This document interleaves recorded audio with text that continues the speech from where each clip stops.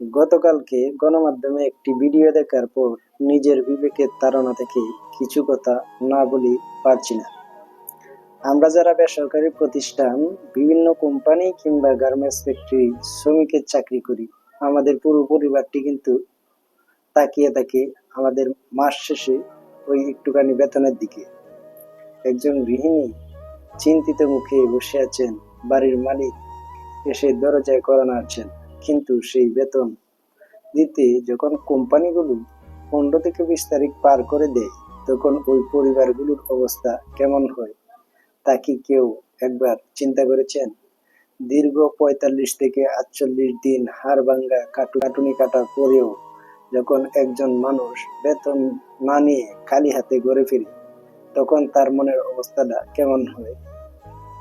এদিকে বাজারে দ্রব্যমূল্যের ঊর্ধ্বগতি, অন্যদিকে 5 তারিখের মধ্যে ঘর ভাড়া দেওয়ার জন্য বাড়িওয়ালার প্রচন্ড চাপ। কে এত সকাল সকাল দরজা নক করতেছে? ভাই আমি বাড়িওয়ালি, ঘর ভাড়া নিতে আসছি, ঘর ভাড়া দেন। আরে ভাবি, কি ঘর ভাড়া দিছেন? এমন পরিস্থিতিতে দেয়ালে পিঠ টেকে গেলে আন্দোলন করা ছাড়া তাদের কি বা করা থাকে? যে দেশে নিজের ঘাম ঝরানো পরিশ্রমের টাকা আদায়ে দাবিতে আন্দোলন করতে পুলিশের লাঠির বাড়ি খেতে হয়, এর চেয়ে লজ্জাজনক আর কিছু হতে পারে বলে আমার মনে হয় না। 5ই আগস্টের যে হারে ছাত্র হত্যা হয়েছে, সেই একই হারে কিন্তু পুলিশও শহীদ হয়েছে।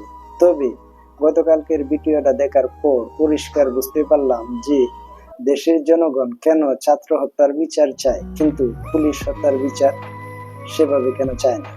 যে কোম্পানিগুলো মাসের 20 তারিখ হয়ে যাওয়ার পরও শ্রমিকের বেতন না দিয়ে উল্টো পুলিশ দিয়ে লাঠিচার্জ করায়, মামলার ভয় দেখায়, সেই অন্যায়কারী কোম্পানিগুলোর বিরুদ্ধে কঠোর ব্যবস্থা নেওয়ার জন্য আমি বিজিএম এর কর্তৃপক্ষের কাছে জোর আবেদন জানাই। ন্যায় বিচার হোক, শ্রমিকের ঘাম শুকানোর আগেই তার পাওনা বুঝিয়ে দেওয়া হোক। ধন্যবাদ।